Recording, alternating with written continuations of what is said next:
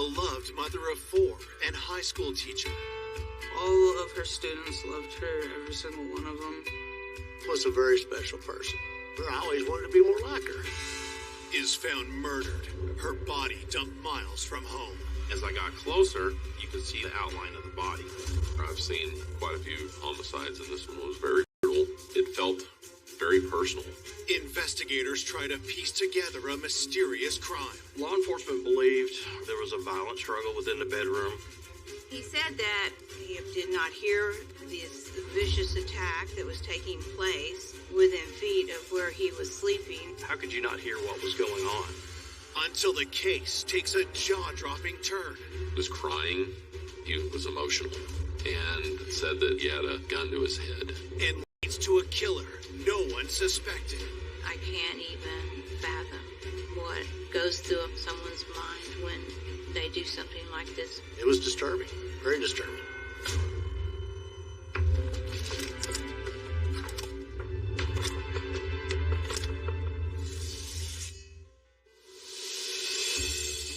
Olney, Texas, a tiny rural town with a proud history in aviation.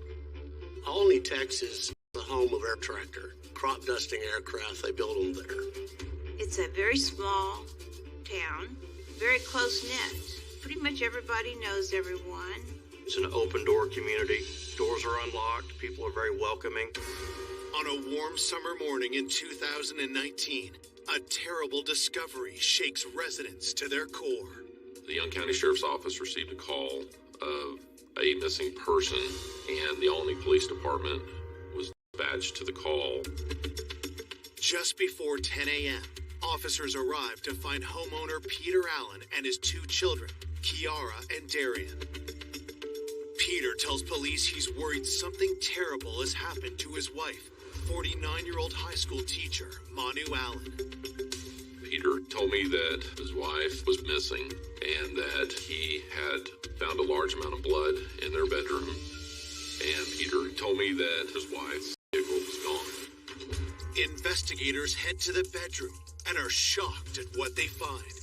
As I got to the hallway, we started seeing signs of blood on the walls, most notably what looked like a handprint. And as we started going into the bedroom, we noticed there was a large pool of blood at the end of the bed and the knife on the floor. There was blood splattered across the furniture, mattress, the closet doors. And as we proceeded into the garage, you could clearly see drag marks. As we were in the kitchen, we did see what appeared to be a footprint. A picture started to develop that something very bad had happened. As forensics begin processing the scene, police notify the DA's office. My assistant district attorney, Philip Gregory, and I went out to the crime scene. The carpets were pretty much soaked in blood. There was a lot of cast-off blood on the walls and on the doors, and it was a horrific scene to see.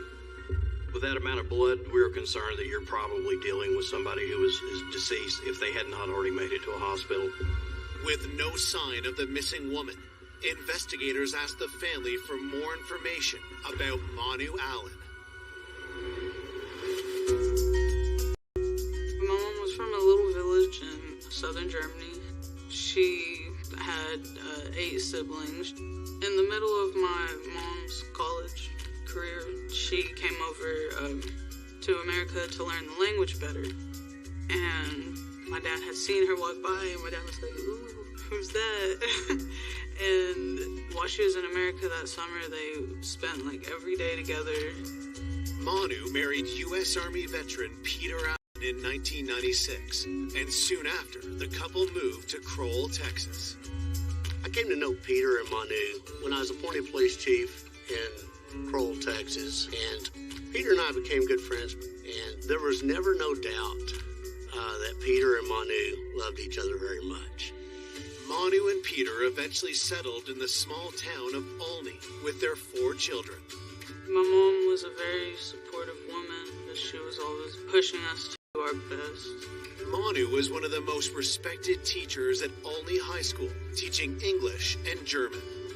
All of her students loved her, every single one of them. And my mom, she'd always be one to joke with the kids. Even my friends, she would help them if they needed help with their homework after school. Now, the loving wife and mother has gone missing.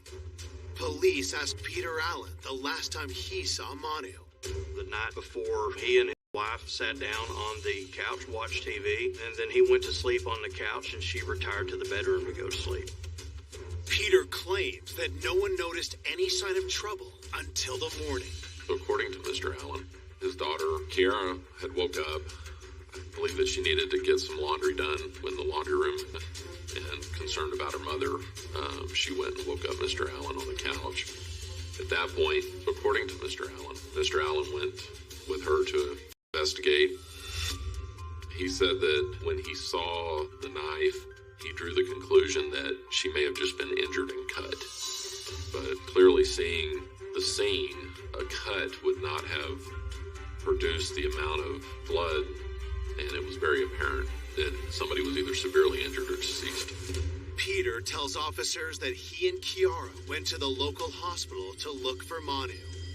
It did seem that it was out of place, the way that Peter went to the hospital first, before calling law enforcement. There seemed to be a lack of emotion. He was very calm. So I pulled Officer Clark aside and I advised him, I said, we need to be very careful how we talk and handle Mr. Allen because he's potentially involved. Law enforcement believed there was a violent struggle within the bedroom. Mr. Allen was arguably within feet of the actual act occurring. There were 2 children that were inside the house too. And investigators were concerned that, hey, how could you not hear what was going on? Peter and his 2 children are brought to the police station for further questioning. Meanwhile, officers are dispatched to nearby parks and wooded areas to look for Manu's car, a white SUV. In the morning, a neighboring county deputy, Wilk, from Archer County, arrived, and he knows the Allens. My oldest son, Wyatt, she was his teacher, and he thought the world of her.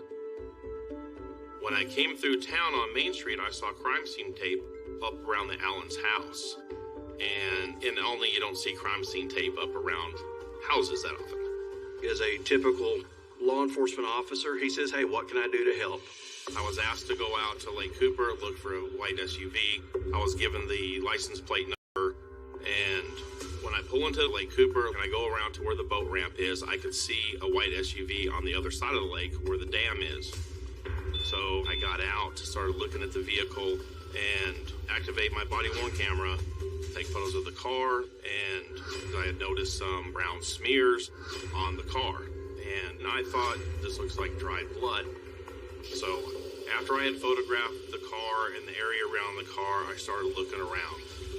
So I took off walking towards the fence line. I looked to my left, and I could see a pile of clothes or blankets. And as I got closer, you could see the kind of the outline of the body wrapped up in these sheets and blankets. Fear had set in. I had my body camera going, and I think on my video camera you can hear me take a deep sigh because I know that the Allens are going to get notified that their mother has been killed. We received a phone call from Mr. Wilk. I got a dead body out here at Lake Cooper. That he had located the vehicle in a body. We have a whole crime scene back there at the house. When we first arrived at the lake, you could see a outline of a white sheet over by the fence line. Police confirm the deceased woman is Manu Allen. Miss Allen had been stabbed multiple times, and a lot of stab wounds were to the head. I've seen quite a few homicides, and this one was very brutal due to the amount of violence that was involved and the care taken in the way that she was moved and placed at the lake. It felt very personal. That started leading us to believe that it was somebody that knew her. Coming up, suspicion falls close to home. She had picked up the knife that was in the bedroom. He said he heard something in the middle of the night, causing rumors to swirl through a small town. Everybody knows everybody. A lot of accusations started going around. I said, I need you to look me in the face and tell me, did you have anything to do with this? And investigators uncover new clues. It was a communist block pistol, and it was semi-automatic. Until a stunning admission leaves a family devastated. It was just a shock that he confessed. It was a nightmare.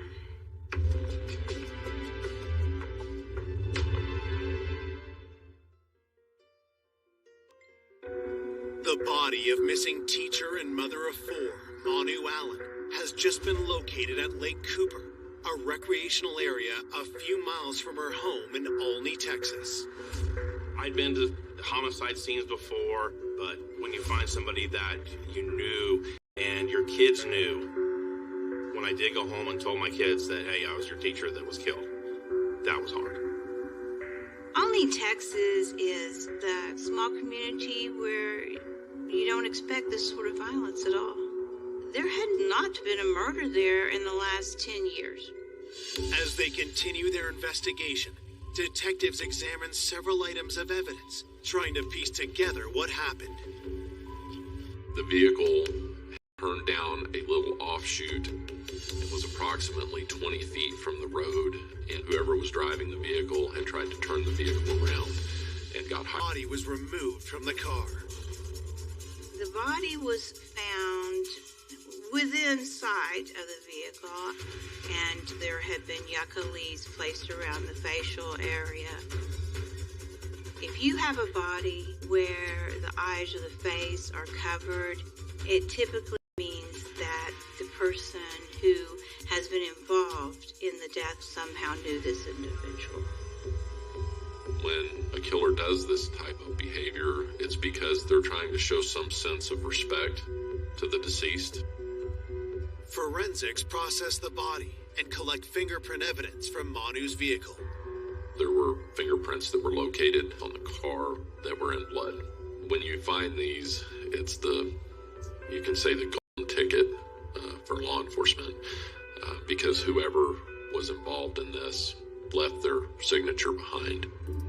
Another detail in the field grabs detectives' attention. There was a bicycle track that was leaving from the area of the vehicle onto the main road. Is it possible the killer had perhaps left on a bicycle? It being a recreational area, there is the potential that it could have been just a person riding through the area, but you're going to collect as much information as you can. Investigators catch a break when they find a witness who supports their discovery. There was an oil field worker that worked on the road that comes right out from the lake heading into Olney, and he happened to see very early in the morning someone on a bicycle wearing dark clothes with a backpack heading towards Olney from the lake area. While officers are dispatched to track down the cyclist, detectives inform Peter that his wife's body has been found and closely watch his response. Mr. Allen, his emotional reaction was a little different than what you would expect. Mr. Allen was extremely detached, emotionless. He said that, he wanted to get justice for Manuela and that he had multiple firearms and a lot of ammunition that he could bring to bear if he did figure out who it is, and that he was going to do what the military had taught him to do. As a law enforcement officer, I get mixed messages from that. When you start saying that you're going to go after whoever did it, you have to wonder if he's trying to point the investigation in a different direction than on him. Based on the crime scene, detectives believe that Manu was killed in her bedroom and removed from the home in the early morning hours. They want to know how this could have happened, with Peter in the next room. If Mr. Allen had been drinking, he would not sleep in the same bed as Miss Allen. Mr. Allen said that it was common for him to sleep on the couch because he snored a lot. Peter claims the only time he woke up was around dawn when he thought he heard his wife's car starting. He heard it and he didn't think anything of it. Mr. Allen indicated that it's not his job to check on where she's going. And he apparently went back to sleep. Police want to know how he heard a car start but not his wife being attacked just feet away. Obviously, there was a violent struggle within the bedroom, and Mr. Allen was within shouting distance, hearing distance of the struggle. Mr. Allen had talked about how the incident may have occurred and that struggles can be silent, and that might be a reason why he didn't hear what had happened. That's another cause for concern for law enforcement when you've got a suspect with a potential explanation for every possible fact. Wondering how the killer escaped in Manu's car, investigators ask where she kept her car keys. Mr. Allen, he indicated that those keys were not kept in the bedroom. They were kept in kind of a common area in the kitchen. When asked why anyone would want to kill his wife, Peter has a theory. During the interview with Mr. Allen, he had indicated that it was well known that he had a large gun collection, and he had spoken to a lot of people about it. Mr. Allen was concerned that someone was breaking into the home to steal his gun collection. Police are skeptical as they found no signs of forced entry and were not aware of any stolen items.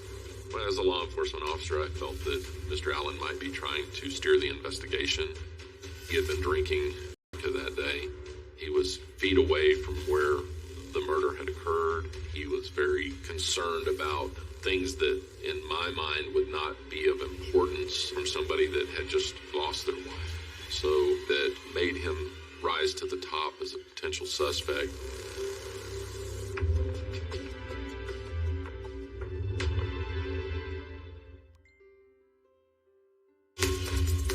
Detectives believe that before Manu Allen's body was dumped at a nearby lake, she was stabbed to death in her bedroom while 3 family members were in the house. But her husband Peter insists he detected no sign of trouble. Peter Allen, Manu's husband, said that he did not hear this vicious attack that was taking place within feet of where he was sleeping on the couch. Skeptical of Peter's version of events, police want to speak anything. They start with his 15-year-old daughter, Kiara. She said she was out with her boyfriend and that her father let her in the door around 11:30 that evening.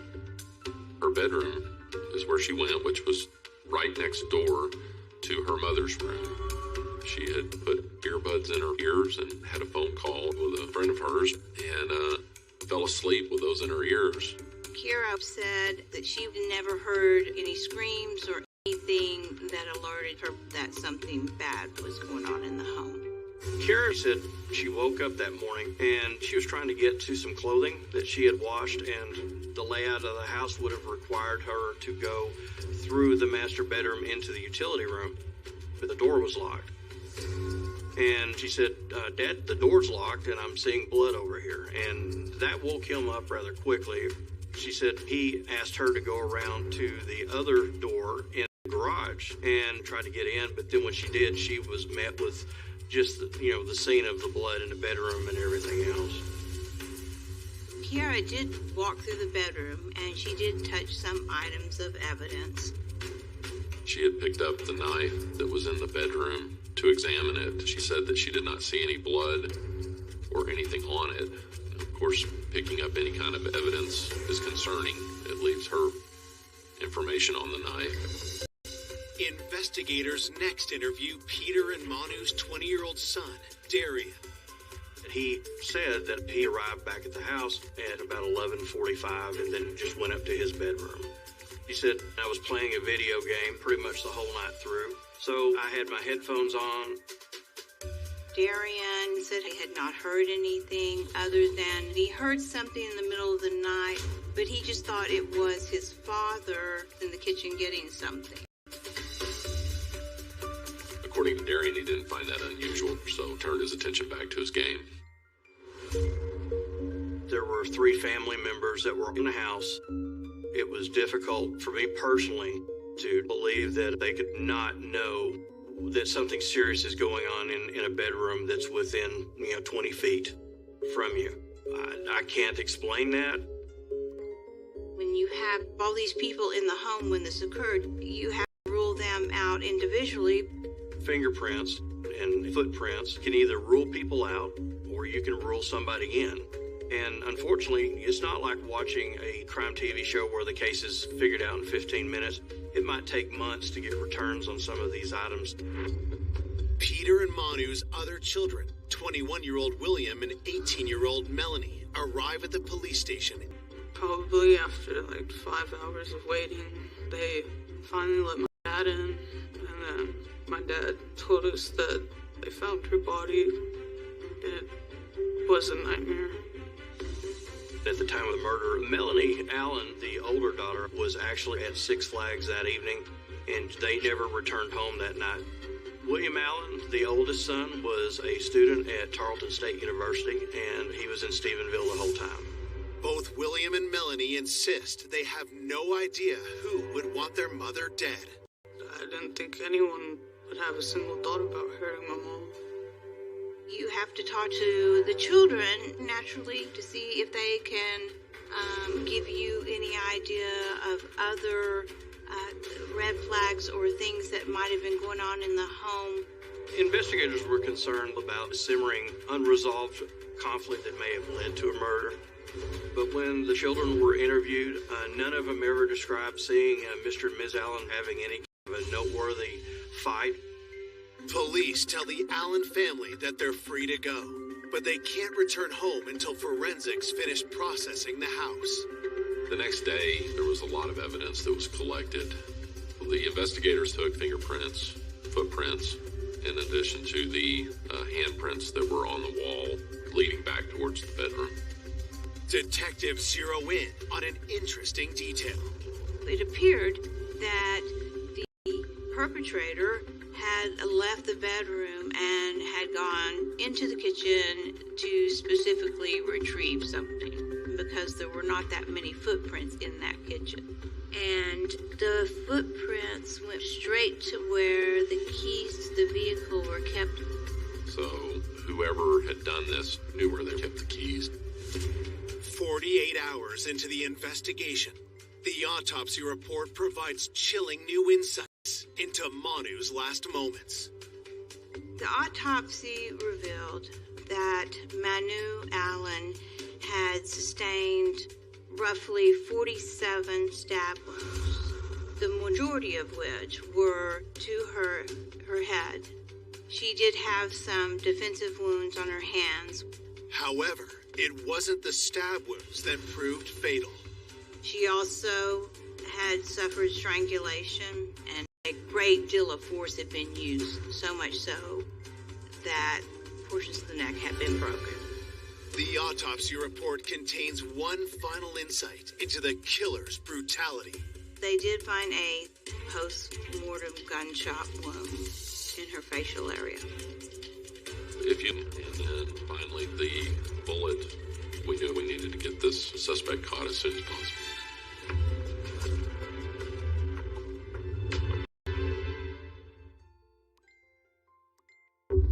2 days after Manu Allen's murder, detectives have learned that in addition to being viciously stabbed and strangled, she was also shot once in the face. There was a post-mortem gunshot fired at the lake after the body was moved to where her final resting spot was. There was a bullet casing that was recovered from that particular area, and the actual bullet. Police bring this new evidence to the crime lab, hoping to identify the gun used to shoot Manu. As people in the town of Olney await news of an arrest, rumors start to fly in the close-knit community.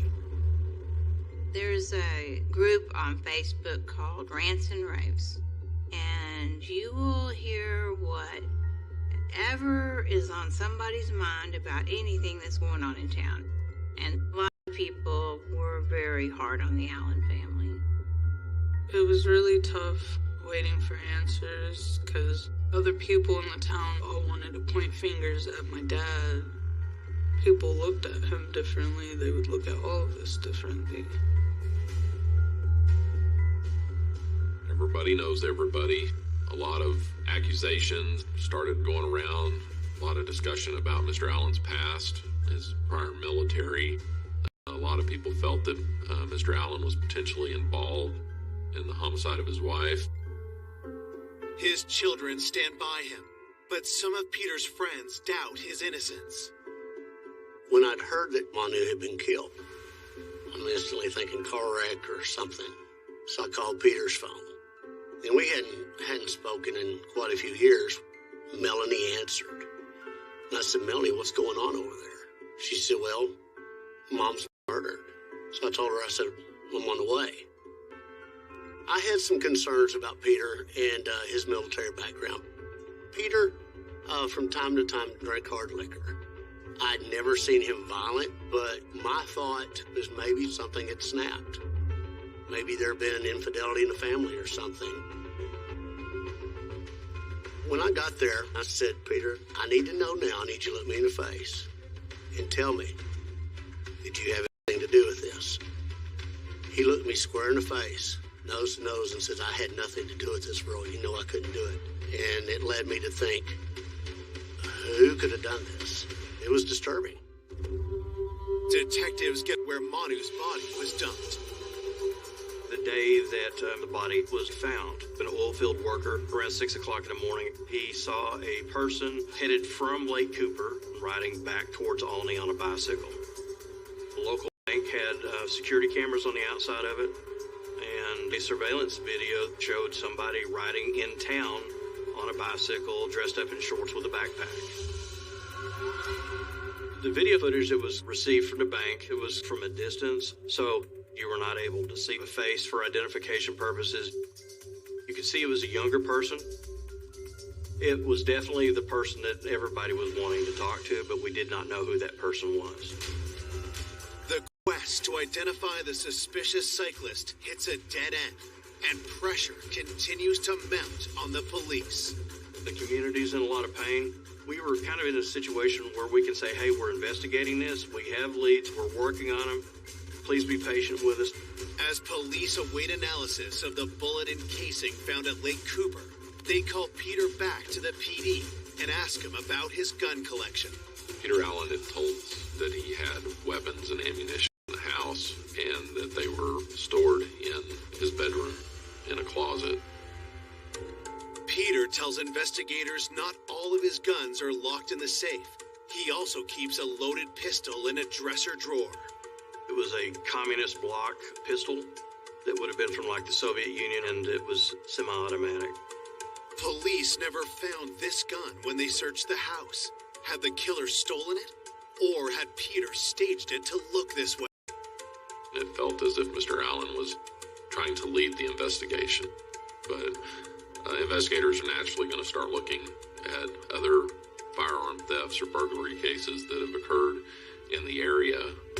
Investigators look into recent gun thefts around town.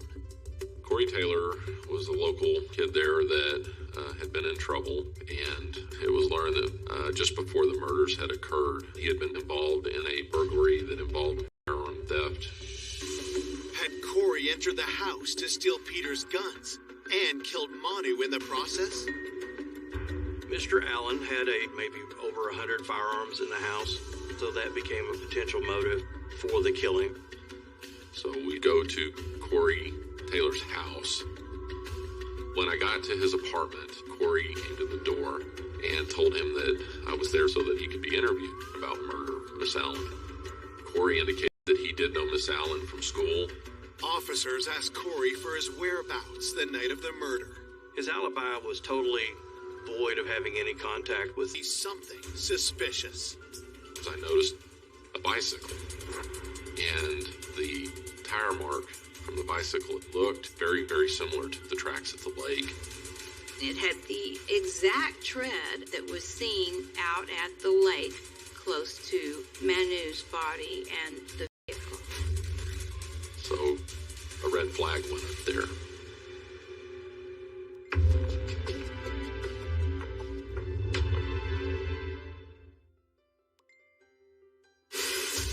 Detectives working the homicide of Manu Allen have noticed a suspicious bike in the apartment of 17-year-old Corey Taylor.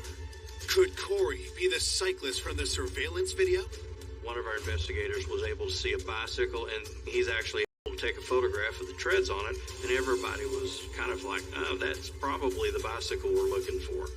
Mr. Taylor denied that it was his, but he indicated that the bicycle was actually owned by a guy named Julius Mullins. Corey Taylor said that his friend Julius Mullins had dated Manu's daughter, Melanie. Detectives are curious if Corey is trying to deflect blame. They press Corey for more information about his friend, Julius Mullins. Julius was a running back for the Alney football team, and so as far as the community, he was known. Julius Mullins was well liked by the other team members. He seemed to have some success on the field, but Julius Mullins did not always have the best home life. Julius didn't have a stable home. I know his relationship with his parents were strained. He had stayed with Corey Taylor some, as well as the high school gym, because the coaches had allowed him to stay there because he did not always have a place to stay. Police learned that Julius knew Manu from school and had dated her daughter Melanie for a year. He was a good person. My mom was extremely kind and accepting of Julius. She would help him with his homework. One time, he got kicked out of his house, and she let him even stay the night. Despite Manu's love and support, Julius's behavior had changed in recent months. Things just started going downhill. He just started doing worse and worse in school. He started getting in more fights with his parents. Him and I started getting in more fights. And I finally left him probably 6-7 months before what happened. Police bring Julius in for an interview and notice some alarming details. Julius Mullins, he had some cuts and scrapes, had been out by Lake Cooper. There were a great deal of yucca and cactus plants, and you couldn't have gone through that field without getting scratched up by the shrubbery. Mullins had indicated that the night of the murder that he had went to a party with several other people. After the party, he said he went to Corey's apartment and crashed for the evening, but he had not seen Corey that night. So the alibi was pretty weak. Julius Mullins admitted that he owned the bike that was at Corey Taylor's home. The bike places Julius Mullins out at Lake Cooper where the body had been left because those tire tracks match that bike perfectly. So with any murder investigation, the interviewers in these cases are going to press pretty hard to get to the information. Detectives asked Julius for more details about his alibi and the injuries on his arms and legs. As they're finding inconsistencies in the stories, they're going to start breaking these stories down and get him to eventually just tell the truth. He was crying. He was emotional. And Mullins finally admitted that he had killed Miss Allen. At that point, Mullins started giving the information that was pertinent and matched what we had found at the scene. Julius tells police he had gained entry to the Allen home through a faulty garage window.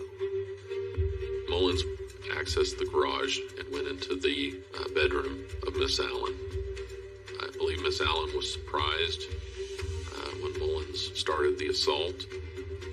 He continued to assault her and she fought for her life. Mullins stabbed her multiple times and then eventually choked her to death. He then took the sheets off the bed, wrapped her up so that he could move her. Police believe Julius then found Peter's Soviet-made pistol in the dresser drawer and headed to the kitchen to grab Manu's car keys. He then drug her through the laundry room, through the garage, through the backyard, out to the alley, and loaded Miss Allen into the car. He loaded his bicycle into the car with him, and he drove her to the lake. Julius planned to hide the body far from the road, but the vehicle got stuck on the rough terrain. So he put together a hasty plan and pulled her out and drug her to a fence. He then took the gun and fired one shot, hitting her in the face. It was a sigh of relief in some respects that he confessed. Mullins did indicate that he was still in love with Melanie and was upset about that. We asked him why he would want to kill the woman he loves, mother, and Mullins said that he had a gun to his head. According to Mullins, on the evening before the murders had occurred, he said that he had gone to Allsup's and had run into Peter Allen in the store, and Peter had him come outside into Peter's car, and Peter had pulled a gun on him and pressed it to his chest and told him to kill Miss Allen, and that if he did not do it, that his whole family would be killed. He said that was the reason for murder.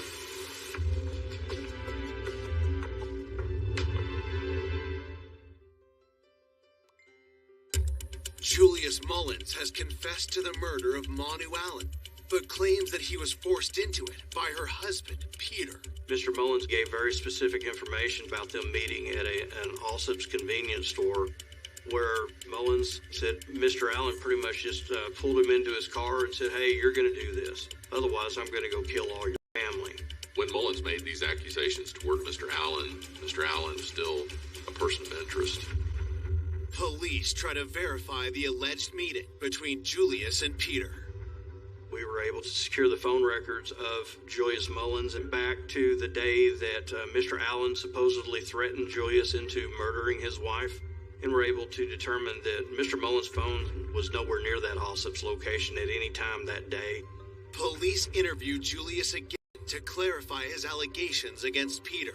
He insists he's telling the truth and provides more shocking details about the murder. He said that after Miss Allen was dead, that Peter assisted him in wrapping the body and pulling her out to the alleyway and then loaded her into the car. Detectives receive forensic results and check if Julius's account matches the evidence. There were some bloody handprints and some fingerprints, and they had footprints that they had sent to the crime lab, and they were eventually identified. Forensic testing determined 2 people had left footprints in the kitchen. One set was left by Julius. Julius had been in the home frequently when he was dating Melanie. Vehicles were kept in the kitchen, and Julius would know that. Investigators wonder if the other prints belong to Peter, but the results show otherwise. Kiara left footprints, but she said that she had stepped in the blood, so that lined up with what she had said had occurred. The crime lab also determines fingerprints left in Manu's blood in the house and on her car belong to one person. Sure enough, they belong to Julius Mullins. We were able to rule Peter Allen out. The things that Mullins attempted to implicate Peter in, the physical evidence did not support that. The cell phone data did not support that. The results were confirmation that Mr. Allen had nothing to do with this. Maybe Mark? Manu was my life. She was my soulmate. And I don't think any human being alive could expect for the heart, the soul, the core of the family to be murdered without reason whatsoever. I knew they were going to look at me because I was the husband and I was in the house. When the police made the arrest, there was disbelief. I just didn't think he had it in him to do something like that. On July 15th, 2019, 18-year-old Julius Mullins is charged with the murder of Manu Allen. My daughter Melanie dated him, and Julius would come over. My wife was very kind to Julius, but we were both nice to him. I was not worried about Julius at all while they were dating. He seemed more like a pleasant young man. With Julius in custody, police find Peter's stolen pistol at the home of Corey Taylor. They did investigate Corey Taylor, but he was ruled out.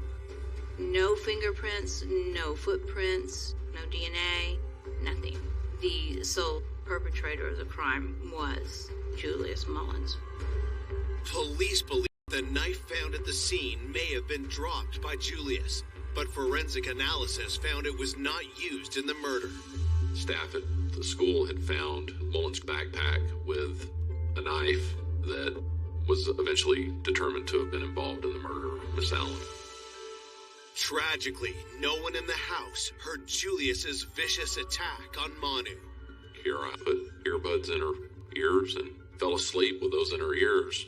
Darian was upstairs playing video games with a headset on. And then Mr. Allen, he had consumed alcohol, and that might have contributed to him sleeping heavier than normal.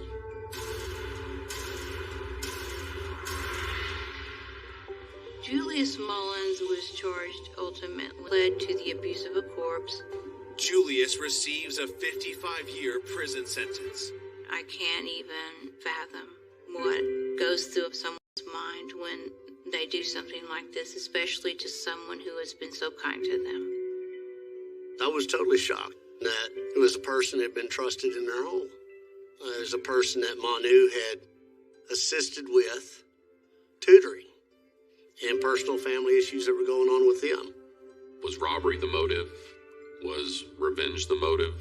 I don't think we'll ever know, unless Mullins decides to tell us why he did what he did. The only thing I can think of is he felt that if he killed Melanie's mother, that it would break her heart. A twisted revenge is the only thing I can think of.